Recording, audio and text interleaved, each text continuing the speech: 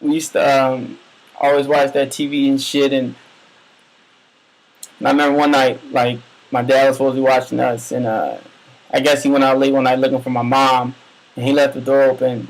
He left the door open, and I remember, like I hear somebody creeping, like somebody's creeping in our house right now. But I know I was in the hood of Philly, so I know if I would have woke up, something bad would have happened to me. So I just played like I was asleep, and I remember I kept the next day they was like, yo, where the TV go? Where the TV go? And I kept telling them like, yo, y'all probably think I'm crazy right now, but I had my eyes kind of open, and I seen somebody coming out. And I remember I was acting out for him, like, damn dog, you stupid man, shut up. But that's the truth. That's really happened.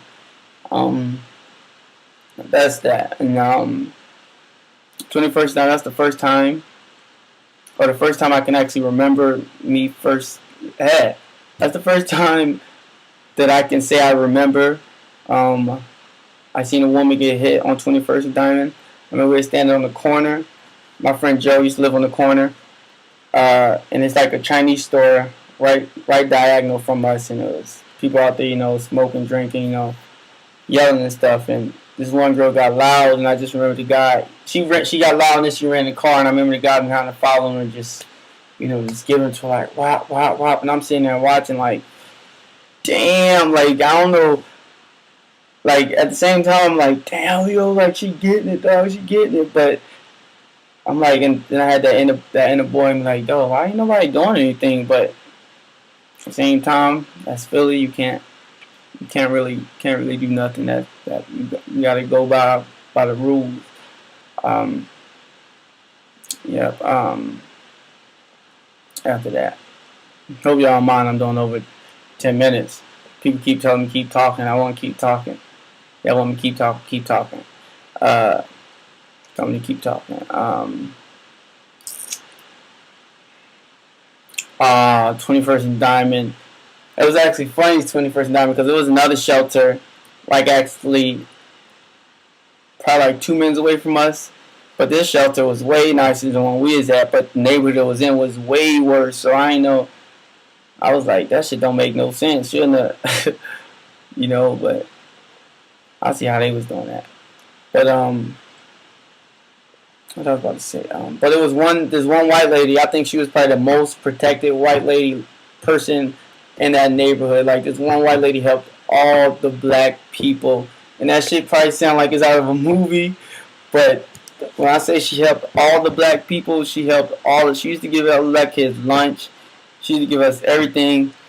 Speaking 21st Diamond, the food was still the story right here. 21st and Diamond, food was still kind of scarce. I remember in Philly they also give out these little free lunches, and I remember I had my free lunch and I wasn't that hungry, so I put it in the refrigerator, and I woke up and it was gone. I'm looking around, I'm like, yo, who ate my lunch? I'm getting mad because I'm like, I don't know where my next meal gonna come from. So, I found out Ramini, I go out front like yelling, Ramini, why you eat my sandwich? Why you eat my stuff, man? Just mad, throwing stuff at him. And like, I threw this one glass bottle and it broke, shattered, picked up a piece of glass and tried to throw it and it cut my finger. I still had a mark, see that? I see that. Cut my finger open like, whew.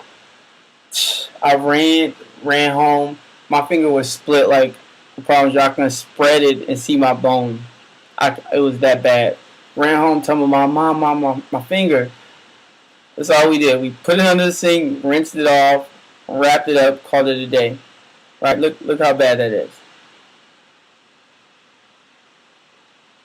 Y'all see that? Alright. Wow.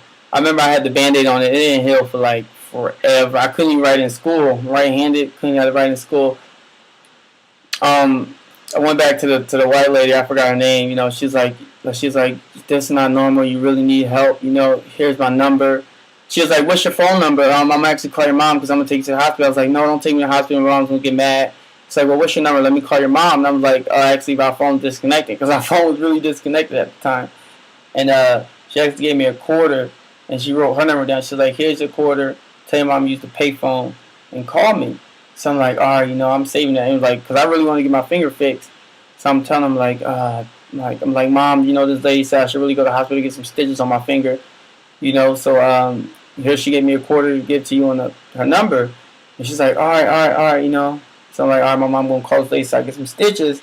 But come to find out, my mom spent the quarter, and I was upset. Like, Mom, how are we gonna call this lady now? I want stitches, you know. And she's like, you don't need no stitches, boy. Just a little cut, you know. It's just, it ain't nothing, it ain't nothing. So I'm thinking, okay, it ain't nothing. So, you know, I just keep going about life. Probably take about a good 4 months to heal. Every once in a while, I'll do something and jam it, and it come back open, start pussing everywhere. Nasty. That's that story now. Also, food so scarce. This, if you are a virgin at heart, you never heard anything cruel. You never, like, you still want to keep your innocence of me, or if you want to do anything, I'm asking you to start watching right now, because this next thing I'm about to tell you is like some very disturbing stuff. I'm counting down from 5. Are you still watching? 4, 3, 2, 1, 0. All right.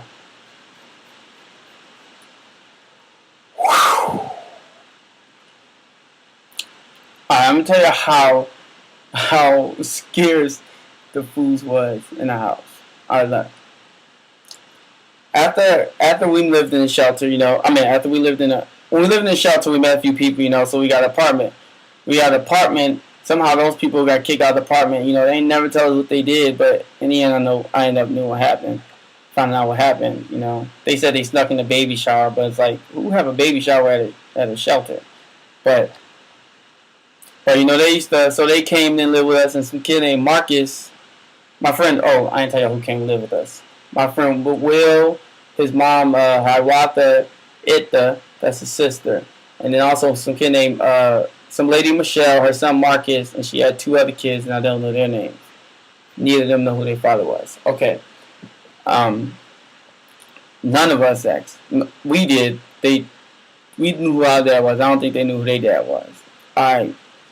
So, you know, the food was so scarce in the house. I'm gonna speed the story up because I don't really want to tell it, but I need to tell it. I'm gonna speed the story up. Alright. The food was so scarce in the house.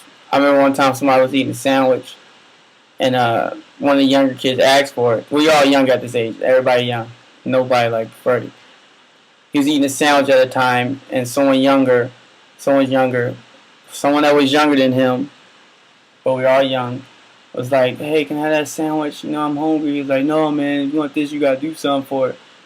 Mark was like, well, I'm saying that. Little kid was like, what? What are you talking about? He was like, you know, you gotta thinking. You gotta suck your little brother penis for this sandwich, man. If you want this, dog. You know, I'm like, damn, dog, don't do that shit. Like, they ain't worth no sandwich. But my man ain't eating a few days. That nigga